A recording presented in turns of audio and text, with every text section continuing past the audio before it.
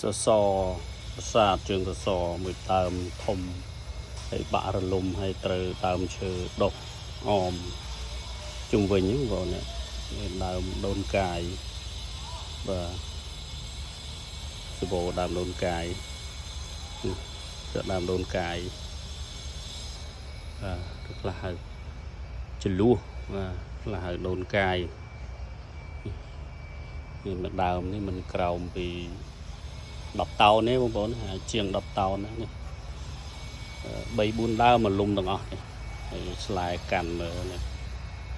បាទបាក់ធ្លាក់ពីប្រាសាទដូនមីនេះមកដើមទៀតបងប្អូននេះនៅខាងណាអូធំហ្នឹងនេះបន្តិចតោននេះនឹង10នឹង20 តោននេះបងប្អូននេះមកដើមអូមែនតើបើយើងឥឡូវវិញមនុស្ស20 នាក់នេះអត់កម្រើកផងបាទធំមែនតើសសនេះបាទដើមដល់ណា